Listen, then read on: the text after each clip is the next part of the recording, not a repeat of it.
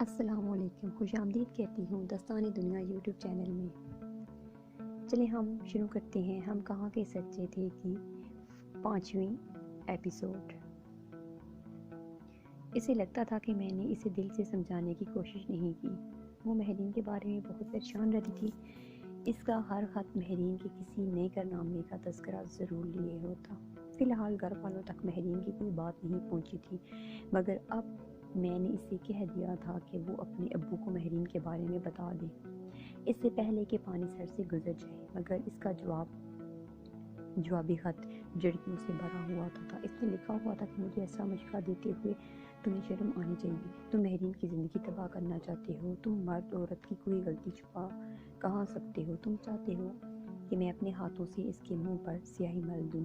خط میں اور بھی بہت کچھ تھا، مگر مجھے اپنے مشورے پر کچھ شرمندگی نہیں ہوئی تھی۔ مشل جذباتی ہو کر سوچ رہی تھی اور میں حقیقت پسند تھا، سو میں نے امی کو فون کر کے پوری صورتحال بتا دی تھی، مگر وہ تو اس بات کا یقین کرنے کو تیار ہی نہیں تھی۔ تمہیں اور مشل کو کوئی غلط فہمی ہوئی ہے، مہرین ایسی ہو ہی نہیں سکتی، ان کی ایک ہی رٹ تھی۔ میں نے انہیں قائل کرنے کی بہت کوشش کی تھی، لیکن ناکام ہو کر موضوع بھی بدل دیا۔ ٹھیک ہے، مجھے کیا میں کوئی اپنا وقت ضائع کروں، دماغ ضائع کروں؟ جب نتیجہ ان کے سامنے آئے گا تو خود ہی پتہ چل جائے گا غلط فہمی کس کی تھی۔ میں نے سوچا تھا 4 ماہ بعد اچانک میری پوسٹنگ پاکستان ہوگی۔ یہ بات خلاف توقع تھی، مگر بہرحال میرے لیے خوشی کا باعث تھی۔ اتنی جلدی مجھے پاکستان ٹرانسفر کیا جا رہا ہے۔ میں کراچی آ گیا کیونکہ مجھے کمپنی کے ہیڈ آفس میں کام کرنا تھا۔ میں نے اپنے آفس کا چارج لے لیا اور اپنے آپ کو کام میں جانا شروع کر دیا۔ وقت گزرنے کے ساتھ ساتھ میں نے اپنے عہدے کی ذمہ داریاں بھی سنبھالنی تھی۔ لندن کی نسبت پاکستان میں کام کا پریشر زیادہ تھا، مجھے یہاں زیادہ کام کرنا پڑتا تھا اور رات گئے تک، مگر پھر بھی میں بھی امی اور مشل سے تقریباً روز ہی بات کر لیا کرتا تھا اور یہ تو جیسے میری روٹین میں شامل ہو گیا تھا۔ میں ہر ویکینڈ پر لاہور کا ایک چکر ضرور لگایا کرتا تھا۔ ابھی تک میرا قیام ایک ہوٹل میں تھا اور کمپنی کی طرف سے مجھے باقاعدہ رہائش گاہ نہیں ملی تھی۔ میرا ارادہ تھا کہ رہائش گاہ ملتے ہی امی کو بھی اپنے ساتھ کراچی لے جاؤں گا، ان کی تنہائی بھی دور ہو جائے گی۔ امی نے کراچی میں شفٹ ہونے کی تیاریاں بھی شروع کر دی تھی۔ ایک شام جب میں نے امی کو فون کیا تو رسمی اور معمول کی بات چیت کے بعد انہوں نے مجھ سے کہا، "سد، مجھے آج تم سے ایک بہت اہم ضروری بات کرنی ہے، اس لیے تم میری بات غور سے سننا۔ امی، میں آپ کی ہر بات غور سے سنتا ہوں، آپ اس معاملے میں فکر نہ کریں اور بات کریں۔ مجھے تب تک اندازہ نہیں تھا اور مجھ سے کیا بات کرنا چاہتی ہیں، مگر ان کے اگلے جملے نے مجھے ہکا بکا کر دیا۔ میں امی سے تمہارے لیے مہرین کا رشتہ مانگنے والی ہوں۔ امی، آپ کیا کہہ رہی ہیں؟ میرے سر پر جیسے قیامت ٹوٹ پڑی تھی۔ میں ٹھیک کہہ رہی ہوں، شروع سے ہی میرا ارادہ تھا کہ میں مہرین کو اپنی بہو بناؤں، مگر میں چاہتی تھی کہ تم اس قابل ہو جاؤ کہ میں ایسا کچھ کروں، اور اب تم اس قابل ہو گئی ہو اور مہرین کی تعلیم بھی مکمل ہونے والی ہے۔ امی، میں اسے قطعاً پسند نہیں کرتا اور نہ ہی میں نے کبھی اس بارے میں ایسا کچھ سوچا ہے۔ میرے لیے ایک کزن ہے اور بس۔ میری بیوی کے معیار پر وہ پوری نہیں اترتی۔ میں نے صاف اور سیدھے لفظوں میں اپنی ناپسندگی کا اظہار کر دیا۔ کچھ دیر تک دوسری طرف خاموشی چھائی رہی، پھر امی نے کہا تھا، بچپن میں تو تمہاری بڑی دوستی ہوتی تھی، اس سے بچپن کی بات بچپن میں ختم ہو گئی، اب ہمارے درمیان اس قسم کا کوئی تعلق نہیں ہے، مگر اس میں خرابی کیا ہے؟ آپ مجھے یہ بتائیں کہ اس میں اچھائی کیا ہے؟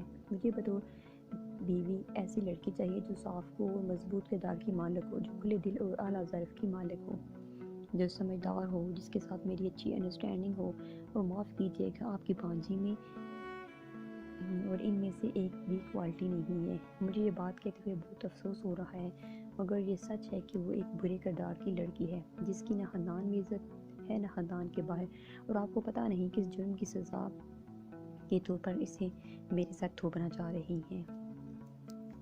امی نے میری بات سننے کے بعد کہا تھا، تم اس کے بارے میں کچھ نہیں جانتی، تمہیں بہت سی غلط فہمیاں ہیں اس کے بارے میں، تمہیں پتہ ہی نہیں اس کے لیے کیسے رشتے آ رہے ہیں، تم ان کے سامنے کچھ بھی نہیں ہو، یہ تو میں ضد کر رہی ہوں کہ اس کی شادی تم سے ہو اور میرے گھر آئے، ورنہ امی اس کا رشتہ طے کرنے والی ہیں۔ مجھے امی کی غلط بیانی پر ہنسی آئی تھی، اور اگر یہ جانتی ہوتی کہ نانی امی مہرین کے لیے رشتوں کی کامیابی کا رونا میرے آگے رو چکی ہیں تو شاید کبھی جھوٹ نہ بولتی۔ ٹھیک ہے، اگر اس کے لیے اچھے رشتے ہیں تو مسئلہ ہی کیا ہے؟ آپ نانی امی کو کہیں کہ کوئی بھی اچھا رشتہ اس کے لیے منتخب کر لیں اور میرا پیچھا چھوڑ دیں۔ میں نے اس سے شادی نہیں کرنی، مجھے اپنی مرضی سے شادی کرنی ہے۔ ٹھیک ہے، پھر جہاں تمہارا دل چاہے شادی کر لو، میرا تمہارا رشتہ آج سے ختم سمجھو۔ انہوں نے یہ کہہ کر فون بند کر دیا۔ میں ان کی اس حرکت پر حیران ہو گیا تھا اور میں سوچ بھی نہیں سکتا تھا کہ وہ اس رشتے کو اتنا سنجیدہ لے رہی ہیں۔ مجھے مہرین پر بے تحاشا غصہ آیا تھا۔ پھر میں نے بار بار امی کو فون کیا، ہر دفعہ بیل بجتی رہی مگر کسی نے فون نہیں اٹھایا۔ شاید وہ بھی جانتی تھی کہ وہ دوبارہ فون ضرور کرے گا۔ 20-25 بار رنگ کرنے کے بعد میں نے تنگ آ کر فون بند کر دیا تھا۔ وہ جانتی تھی کہ میں انہیں رنگ کر رہا ہوں، اس لیے وہ فون نہیں اٹھا رہی۔ یہ ایموشنل بلیک میلنگ تھی۔ میں نے کچھ دیر بعد مشن کو فون کیا اور اسے ساری بات بتا دی۔ وہ سارا قصہ سن کر سکتے میں آ گئی تھی۔ چند منٹ خاموش رہنے کے بعد ایک دم اس نے پھوٹ پھوٹ کر رونا شروع کر دیا تھا۔ مشل دیکھو، تم پریشان مت ہو، کچھ نہیں ہوا، میں امی کو رضامند کر لوں گا، پلیز تم رونا بند کرو، میں بے حد پریشان ہو گیا ہوں، یہ پہلا موقع تھا وہ اس طرح میرے لیے سامنے روئی تھی، پلیز اس وقت کچھ کرو، میں تمہارے بغیر زندہ نہیں رہ سکتی، میں مر جاؤں گی، خدا کے لیے کچھ کرو، وہ لکھتے ہوئے کہہ رہی تھی اور میرا دل کٹ رہا تھا۔ پہلی دفعہ سارے محبت کر رہی تھی، وہ بھی کس انداز میں۔ مشل، کیا تمہیں مجھ پر بھروسہ نہیں ہے؟ تم فکر نہ کرو، میں کوئی دودھ پیتا بچہ نہیں ہوں اور انہیں میری خواہش کا احترام کرنا پڑے گا۔ اگر وہ رضامند نہ بھی ہوئی تو میں اپنی زندگی کے فیصلے خود کروں گا۔ میں نے انہیں تسلی دینے کی کوشش کی تھی، میں مہرین کو سب کچھ دے سکتی ہوں، سب کچھ، مگر تم نہیں۔ یہ وہ چیز ہے جس سے میں کسی دستبردار نہیں ہو سکتی۔ تم میرے ہو اور میرے ہی رہو گے، میں ٹھیک کہہ رہی ہوں نہ؟ بولو، تم سن رہے ہو نا؟ وہ بےتاب تھی، میری کوئی تسلی اسے پرسکون نہیں کر رہی تھی۔ پھر بھی میں بہت دیر تک اسے دلاسا دیتا رہا۔ جب کچھ نارمل ہوئی تو میں نے فون بند کر دیا۔ مجھے امی پر بے تحاشا طیش آ رہا تھا۔ وہ پتہ نہیں میرے کس گناہ کی مجھے سزا دینا چاہ رہی تھی۔ میں پوری رات اسے سے کھولتا جا رہا تھا۔ اگلی صبح آفس سے چھٹی منظور کروانے کے بعد میں شام کی فلائٹ سے لاہور پہنچ گیا تھا۔ امی نے بڑی سرپہری سے میرا استقبال کیا تھا۔ انہیں معلوم تھا کہ آج ضرور آؤں گا۔ ایسی قیامت کسی کے سر پر توڑی جائے تو وہ کہاں ایک جگہ ٹک کر رہ سکتا ہے؟ میں نے آتے ہی امی سے بحث میں الجھ گیا تھا۔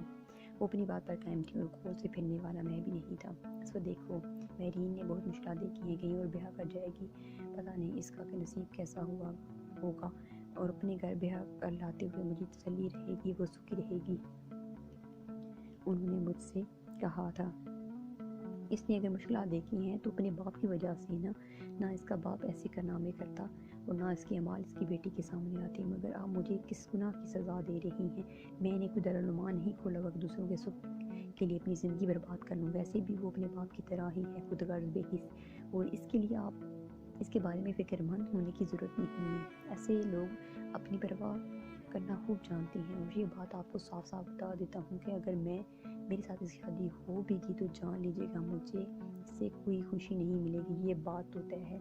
ہو سکتا ہے کہیں اور شادی کر کے وہ خوشحال زندگی گزارے، مگر میرے ساتھ شادی کر کے وہ بھی پچھتائے گی، اور آپ بھی مجھے قطعاً پسند نہیں ہے۔ وہ تو پھر تمہیں کون پسند ہے؟ مجھے مشل پسند ہے، اور آپ میرے لیے اس کا رشتہ مانگیں، مہرین کا نہیں۔ ہمیں میری بات پر حیران ہے۔ مشل وہ زیر لب بڑبڑائی تھی۔ پھر انہوں نے کہا تھا، مشل اچھی ہے مگر مہرین، اس سے میں نے بات کاٹ دی تھی، میرے سامنے آپ مہرین کا نام بھی نہ لیں، جب آپ اس کا ذکر کرتی ہیں اس سے میری نفرت اور بڑھ جاتی ہے۔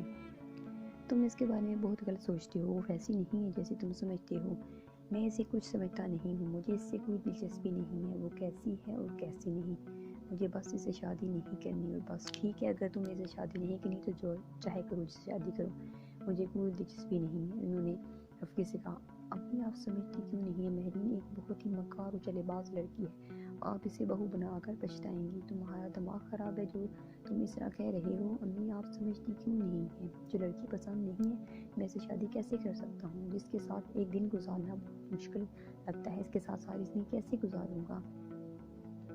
میں نے بیچارکی سے کہا تمہیں کوئی مجبور نہیں کرا، جہاں چاہے شادی کرنا، جہاں اور جب چاہے کر لینا، میری طرف سے تمہیں اجازت ہے۔ امی مشل کو تو آپ کی بھتیجی ہے، وہ ہر لحاظ سے مہرین سے بہتر ہے، تو پھر آپ اس قدر ضد کیوں کر رہی ہیں؟ میں کوئی ایسی بات نہیں کر رہا نامناسب ہو تو بہرحال یہ تو طے ہے کہ میں اسے شادی نہیں کروں گا۔